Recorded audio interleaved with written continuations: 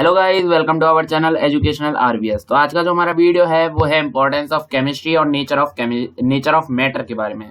तो आज का ये वीडियो हमारा दूसरा वीडियो है chemistry chapter 1 some basic concepts of chemistry का। तो चलिए चालू करते हैं आज के इस वीडियो को।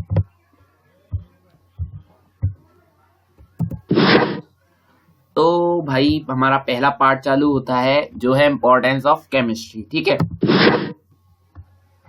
तो यहाँ पर सबसे पहले जो आता है वो आता है भाई यूजेस ऑफ केमिस्ट्री। तो अभी देखते हैं उसी को। एक मिनट मुझे दीजिएगा प्लीज।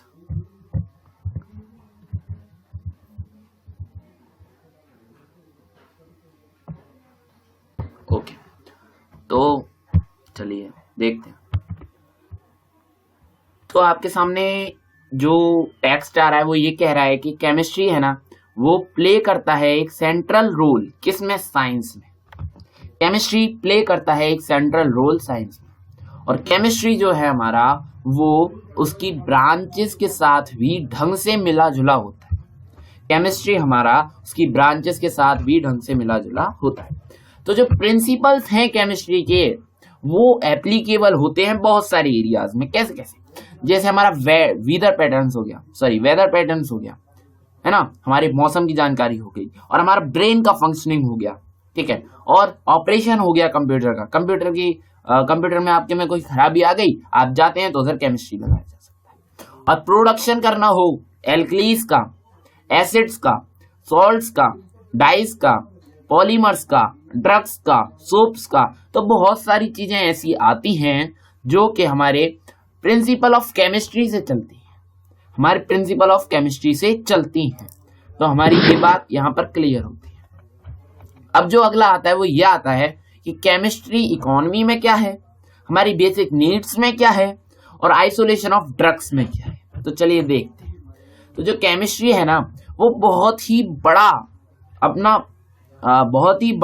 अपना रोल निभाती है नेशनल इकोनॉमी में। हमारी इकोनॉमी को वो बहुत ज्यादा बढ़ाती है। कैसे बढ़ाती है वो अगली स्लाइड में देखेंगे। तो यहाँ पर हमें बताया गया है कि ये एक इम्पॉर्टेंट रोल निभाती है किसमें, हमारी नीड्स को पूरी करने में। हमारे नीड्स को कैसे पूरे करने में, जैसे हमें फूड मिलाने में, हमें हेल्थ केयर प्रोडक्ट्स, है ना, मेडिसिन वगैरह किससे बनती हैं, केमिकल से। और केमिकल किससे एप्लीकेबल है, केमिस्ट्री से। ओके, तो यहाँ पर क्या कहा गया है कि जो ह्यूमन नीड्स में फूड है उसके लिए एक एग्जाम्पल भी यहाँ पर दिया गया है। क्या एग्जाम्पल है कि भैया बहुत सारे लार्ज स्केल में प्रोडक्शन पहले नहीं होता था, आज के जमाने में चालू हुआ, आज से कुछ दिनों पहले, कुछ सालों पहले चालू हुआ। ठीक है, उस टाइम क्या था, उस टाइम तो जनरली लोग बाग खेत में सीधे सीधे फसलों को उगाते थे, लेकिन आज के टाइम में वहां पर फर्टिलाइजर्स का यूज होने लगा, पेस्टिसाइड्स का यूज होने लगा, इंसेक्टिसाइड्स का यूज होने लगा, जिसके कारण हमारी कृषि में यानी हमारे एग्रीकल्चर में बहुत सारा इंप्रूवमेंट आया, और आज हमारे पास बहुत सारा फूड है उसी के कारण। तो केमिस्ट्री जो है ना वो कुछ मेथड्स प्रोवाइड कराती है। किसके लिए? कुछ मेथड्स किसके लिए प्रोवाइड कराई? मेथड ही तो प्रोवाइड कराई है अलग करने के लिए। किनको? लाइफ सेविंग ड्रग्स को। लाइफ सेविंग ड्रग्स कौन कौन से हो गए? जैसे हमारा सिस्प्लेटिन हो गया, हमारा टैक्सोल हो गया। ये किस में काम आते हैं? ये हमारे कैंसर थेरेपी में काम आते हैं। किसके अंदर? कैंसर थेरेपी में। और हमारा एजेटी हो गया, ये किस में काम आता है? एड्स पेशेंट को ट्रीट करने में काम आता है। जैसे आपके स्क्रीन पर लिखा भी हुआ है, एजेटी की फुल फॉर्म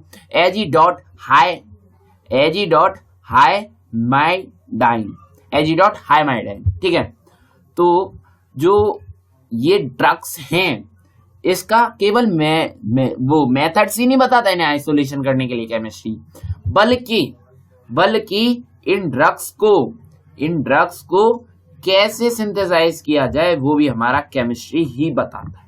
ओके,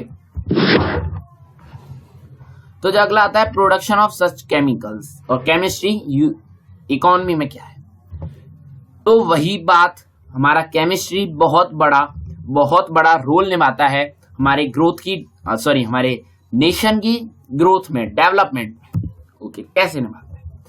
तो हम एक बेटर अंडरस्टैंडिंग से देखें, केमिस्ट्री के प्रिंसिपल्स को देखें, तो आज के टाइम में ये पॉसिबल है डिजाइन करना और सिंथेसाइज करना नए नए मटेरियल्स को, स्पेसिफिक मैग्नेटिक, इलेक्ट्रिक और ऑप्टिकल प्रॉपर्टीज डालना। तो इसके कारण क्या होता है, प्रोडक्शन होता है सुपर कंडक्टिंग सेरामिक्स का, ठीक है। और क्या बनते हैं, कंडक्टिंग पॉलिमर्स बनते हैं, और ऐसी बहुत सारी चीजें आज केमिस्ट्री के कारण बन पाती हैं। ओके, तो अब केमिस्ट्री जो है ना, हमारा केमिस्ट्री हेल्प करता है हमें स्टेबलाइज करने में इंडस्ट्रीज।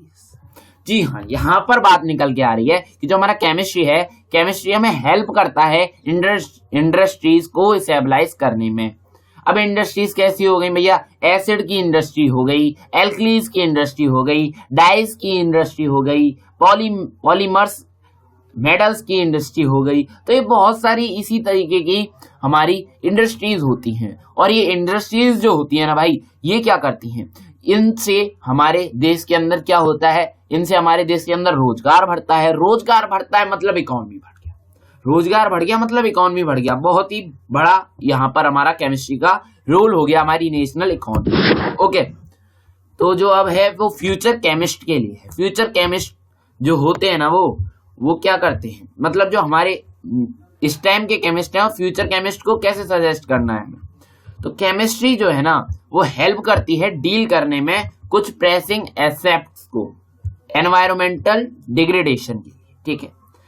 ओके, तो जो हमारा CFC होता है, क्लोरोफ्लोरोकार्बन, ये रेस्पॉन्सिबल होता है ओजोन डिप्लीशन में।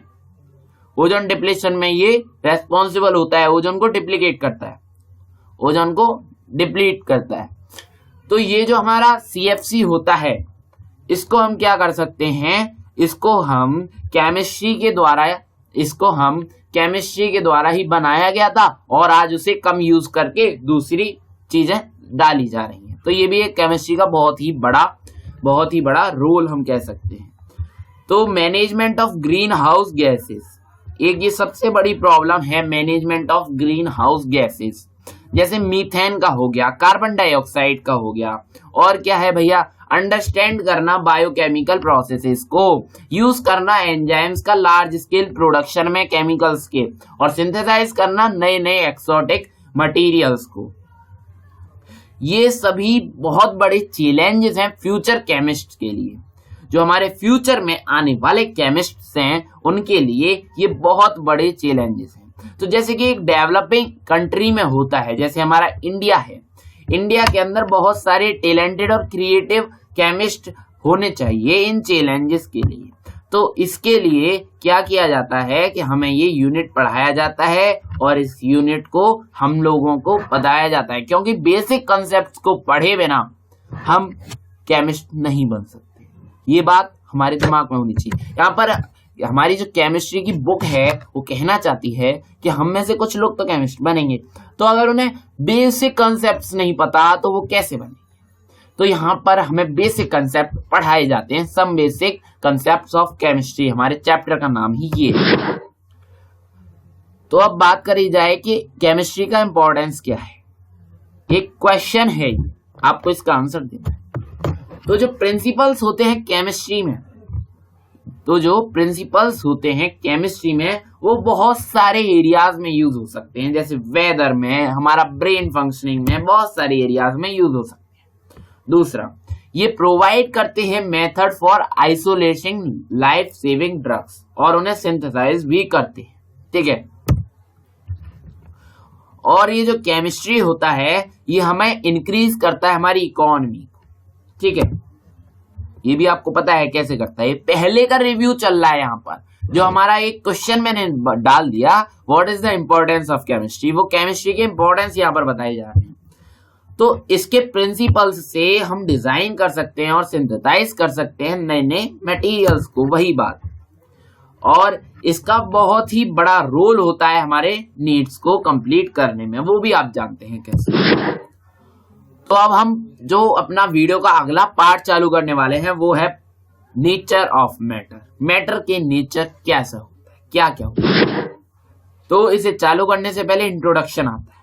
इंट्रोडक्शन हमें कहता है कि भाई हम पहले से ही जानते हैं मैटर क्या होता है। मैटर क्या होता है, आप ही बताइए। कोई भी चीज जो ऑक्यूपाई कर सके स्पेस को और उसके अंदर मास हो, हम मैटर है, आप मैटर है।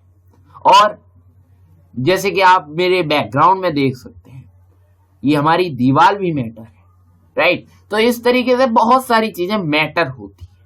मैटर क्या चीज होती है? जो ऑक्यूपाई करें स्पेस को और जिनके अंदर मास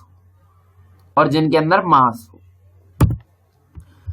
तो everything around us, for example a book matter है, पेन मैटर है, पेंसिल मैटर है, वाटर मैटर है, एयर मैटर है।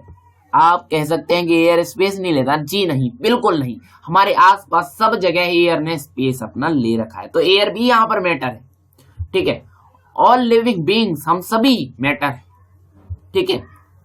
तो अब हम रिकॉल करते हैं कुछ स्टेट्स ऑफ मैटर, ठीक है। अब हम पढ़ेंगे स्टेट्स ऑफ मैटर। तो भैया आपने पहले भी पढ़ी हैं स्टेट्स ऑफ मैटर, आप पहले भी जानते हैं 3 स्टेट होती हैं, सॉलिड लिक्विड गैस। उसके जो पार्टिकल्स हैं उसे आपको अगली स्लाइड में दिखाया जाएगा, क्योंकि फिगर 1.1 भी है हमारा। तो जो पार्टिकल्स उसके अंदर होते हैं ना, वो बहुत ही क्लोजली अगर हो एक दूसरे से, तो उसे हम सॉलिड कह सकते हैं। उसे हम क्या कह सकते हैं? सॉलिड कह सकते हैं, ठीक है। और अगर वो पार्टिकल्स थोड़े थोड़े दूर हों तो हम उन्हें क्या कह देंगे? लिक्विड कहते हैं। और अगर वो पार्टिकल बहुत दूर हों तो हम उसे गैस कह सकते हैं। क्या कह सकते हैं? गैस कह सकते हैं, ठीक है। तो अब बात करें जाए सॉलिड की। सॉलिड के अंदर डेफिनेट वॉल्यूम होता है और डेफिनेट शेप होता है। डेफिनेट वॉल्यूम होता है, डेफिनेट शेप होता है। और जो हमारा लिक्विड है उसका डेफिनेट वॉल्यूम होता है लेकिन डेफिनेट शेप नहीं होता। वो जिसके अंदर चला जाए उसी का शेप ले लेता है। जिस कंटेनर में आप लिक्विड को रख दोगे उसी का शेप लिक्विड ले लेगा। और जो हमारा गैसेस है उसके अंदर ना ही डेफिनेट वॉल्यूम होता है ना ही डेफिनेट शेप होता है, जबकि ये पूरी जगह को कवर करके रखते हैं जहां भी ये रख दिए जाए। यानी कि अगर किसी कंटेनर में रख दिए जाए तो उसे पूरा ऑक्यूपाई कर देंगे। तो अब बात करी जाए फिगर 1.1, वही दो मैंने अभी आपको बताया था कि इसके जो सॉलिड के जो पार्टिकल्स है ना वो बहुत ही क्लोज हैं। आप देख सकते हैं फिगर में कि इसके पार्टिकल्स कितने क्लोज हैं। और लिक्विड के पार्टिकल आप देख सकते हैं थोड़े थोड़े दूर हैं, और गैस के पार्टिकल आप देख सकते हैं बहुत दूर हैं। इसे हम खुद भी बना सकते हैं, जैसे हम कह सकते हैं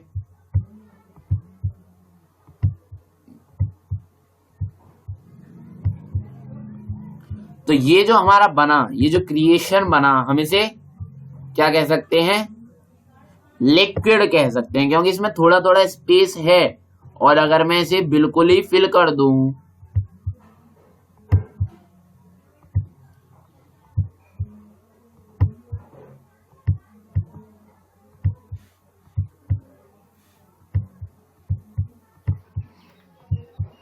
तो ये हमारा क्या हो गया? सॉलिड हो गया।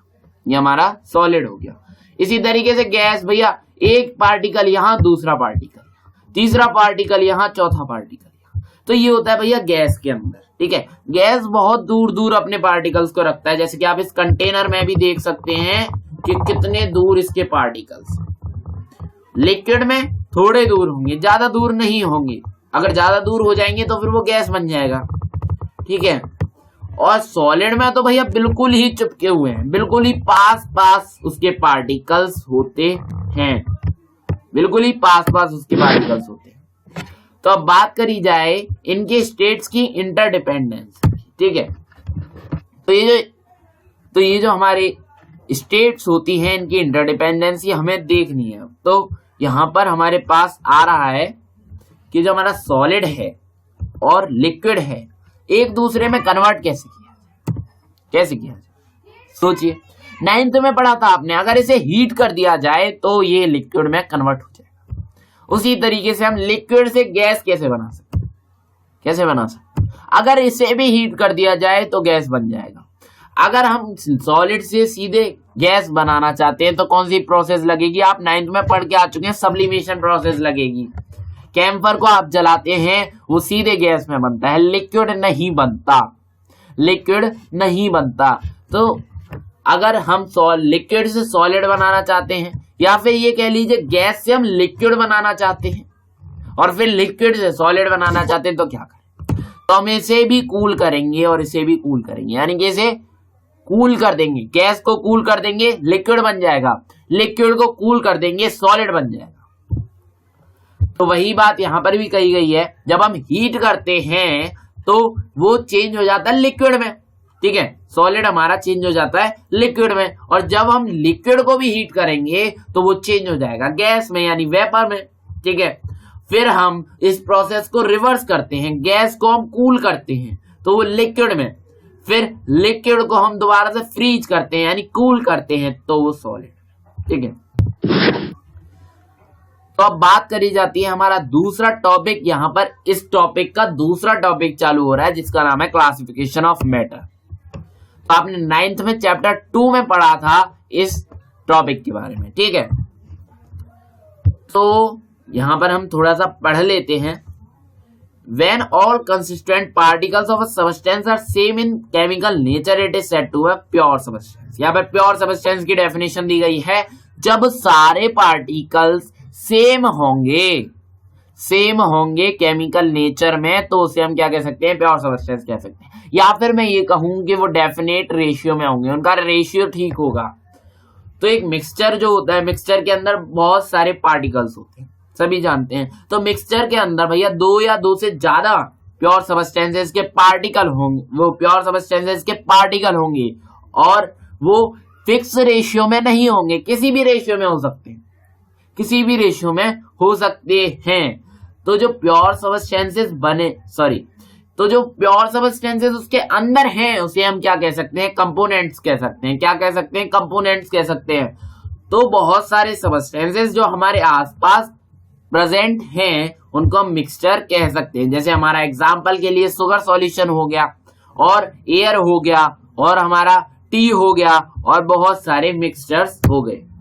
तो यहाँ पर हम देख सकते हैं फिगर 1.2 में कही थी, इसने बात कही थी कि हमें बहुत सारे लेवल पर हम इसे क्लासिफाई कर सकते हैं। जैसे मैटर को हमने क्लासिफाई किया प्योर सब्सटेंस और मिक्सचर में, प्योर सब्सटेंसेस को हमने क्लासिफाई किया एलिमेंट और कंपाउंड में, और मिक्सचर को हमने क्लासिफाई किया होमोजीनियस और हेट्रोजीनियस, ठीक है।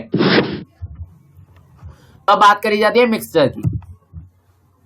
तो एक मिक्सचर होमोजीनियस हो सकता है या फिर हेट्रोजीनियस हो सकता है। तो जो होमोजीनियस मिक्सचर होता है उसके अंदर जो पार्टिकल्स होते हैं वो ढंग से मिक्स हो जाते हैं एक दूसरे के अंदर, वो ढंग से मिक्स हो जाते हैं एक दूसरे के अंदर। तो इसके अंदर जो पार्टिकल्स होते हैं वो जो पार्टिकल्स होते हैं वो जनरली डिस्ट्रीब्यूट कर दिए जाते हैं उसके बल्क ऑफ मिक्सचर में, यानी कि उसके मिक्सचर में जाकर के मिल जाते हैं जितने भी कंपोनेंट होंगे, जितने भी पार्टिकल्स होंगे, जितने भी अलग अलग प्योर सब्सटेंसेस के। मतलब समझ में नहीं आया। अगर हम बहुत सारे कंपोनेंट्स हैं, जैसे यहां पर हमारे पास एक कंपोनेंट है भैया शुगर, ठीक है, और एक कंपोनेंट है हमारा वाटर, शुगर है और वाटर है। हम इन दोनों को मिला देते हैं तो क्या बनेगा, शुगर सॉल्यूशन बन जाएगा।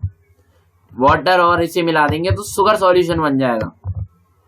तो शुगर सॉल्यूशन के अंदर ये दोनों मिक्स हो जाएंगे। तो ये अलग अलग प्योर सब्सटेंसेस हैं, ये दोनों अलग अलग प्योर सब्सटेंसेस हैं। तब जब ये मिल जाते हैं तो ये फिक्स हो जाते हैं उसी बल्क में, यानी कि उसी ढेर में ये फिक्स हो जाते हैं।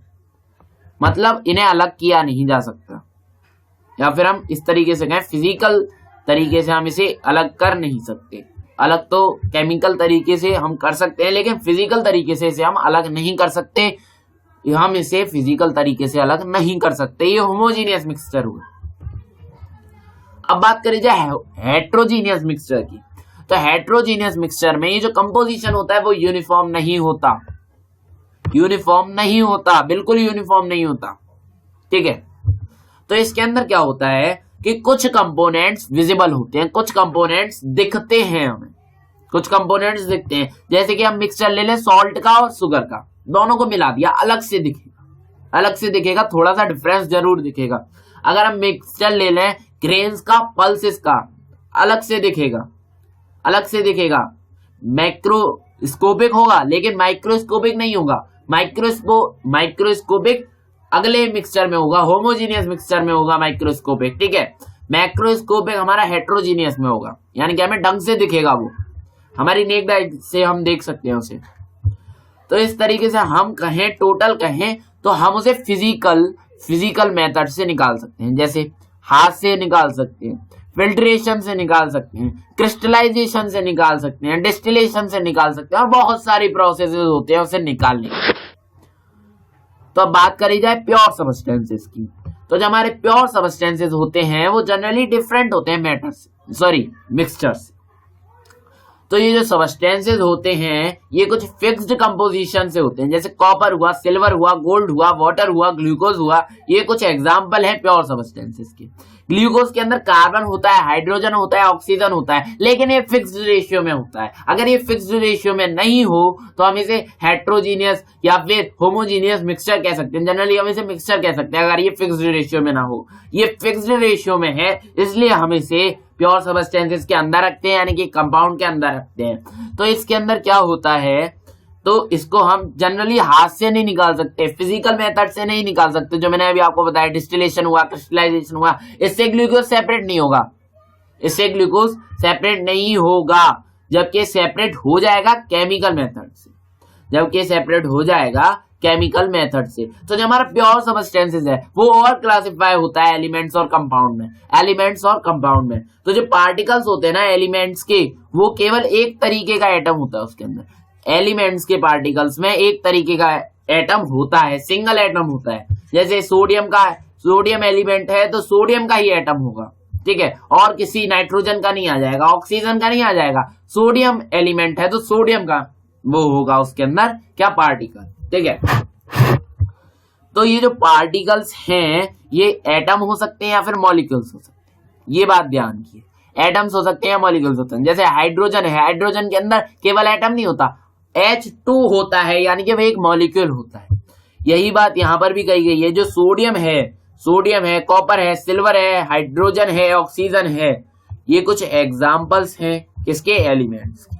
ये कुछ एग्जाम्पल्स हैं एलिमेंट्स के। तो अगर मैं बात करूं सोडियम की, कॉपर की, इनके अंदर जो एटम्स होते हैं, इनके अंदर एटम्स कंस्टिट्यूएंट पार्टिकल होते हैं, इनके कंस्टिट्यूएंट पार्टिकल एटम्स होते हैं। लेकिन अगर मैं बात करूं हाइड्रोजन की, नाइट्रोजन की, तो इनके अंदर कंस्टिट्यूएंट पार्टिकल हमारे मॉलिक्यूल्स होते हैं। बस इतना दिमाग में रखना है कि इनके अंदर नॉर्मल पार्टिकल्स हमारे मॉलिक्यूल्स होते हैं। अब बात करी जाए फिगर नंबर 1.3, जैसा कि इसने कहा है, तो हम देख सकते हैं यहाँ पर एक सिंगल एटम है हाइड्रोजन का, ऑक्सीजन का, नाइट्रोजन का, कॉपर का और सोडियम का, ठीक है। कॉपर और सोडियम तो जनरली हमारा क्या हो गया, एलिमेंट हो गया। लेकिन अगर हम एलिमेंट की बात करें तो हाइड्रोजन के साथ हाइड्रोजन मिल जाएगा, तब एक मॉलिक्यूल बनेगा हाइड्रोजन का, तब एक मॉलिक्यूल बनेगा हाइड्रोजन का। और यही हमारा कंस्टिट्यूएंट पार्टिकल है, किसके लिए, कंस्टिट्यूएंट पार्टिकल है ये हमारा उसके लिए, किसके लिए, हाइड्रोजन के लिए, ठीक है। हाइड्रोजन के लिए कंसिस्टेंट पार्टिकल है, ये एक मॉलिक्यूल है जो कि हमारा कंसिस्टेंट पार्टिकल है। लेकिन अगर हम सोडियम की बात करें, सोडियम के अंदर एक मॉलिक्यूल कंसिस्टेंट पार्टिकल नहीं है, बल्कि एक एटम कंसिस्टेंट पार्टिकल है जो कि हमारा सोडियम है, ठीक है। ऑक्सीजन प्लस ऑक्सीजन तो डबल ऑक्सीजन बन गया। इसी तरीके से ऑक्सीजन के अंदर भी कंसिस्टेंट पार्टिकल एक मॉलिक्यूल है, O2 का मॉलिक्यूल। यहाँ पर हमारा 1.4 फिगर आया है, 1.4 फिगर अभी देखने के लिए कहा नहीं गया।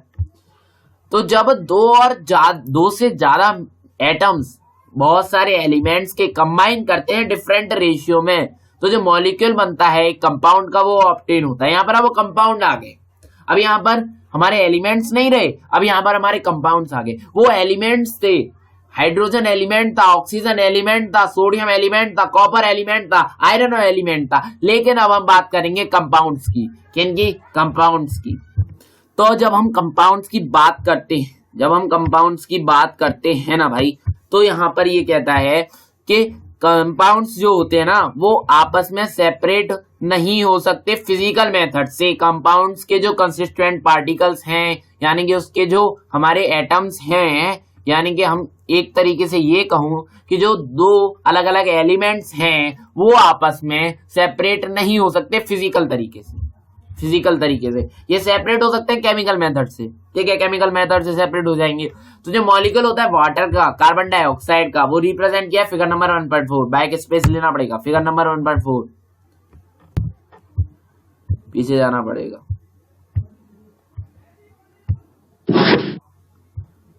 तो देख सकते हैं हम यहाँ पर वाटर का ये मॉलिक्यूल है, कार्बन डाइऑक्साइड का ये मॉलिक्यूल है।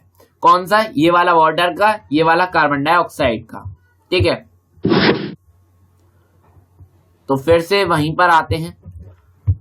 तो यहां पर अगर हम बात देखें तो वाटर का जो मॉलिक्यूल है उसके अंदर 2 हाइड्रोजन एटम है, ठीक है, और 1 ऑक्सीजन एटम है।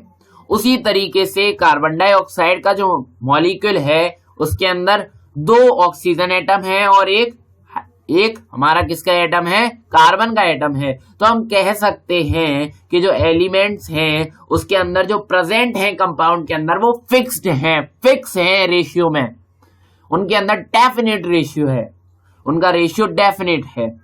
तो हम इस तरीके से ये भी कह सकते हैं कि जो प्रॉपर्टीज हैं कंपाउंड की, जो प्रॉपर्टीज हैं कंपाउंड की वो बिल्कुल अलग हो जाती हैं जब वो एलिमेंट से मिलते हैं। मतलब जो एलिमेंट्स होते हैं उनकी प्रॉपर्टी बिल्कुल अलग हो जाती है, कंपाउंड्स अपनी अलग प्रॉपर्टी बनाते हैं। कैसे बनाते हैं? जैसे आपने वाटर देखा है,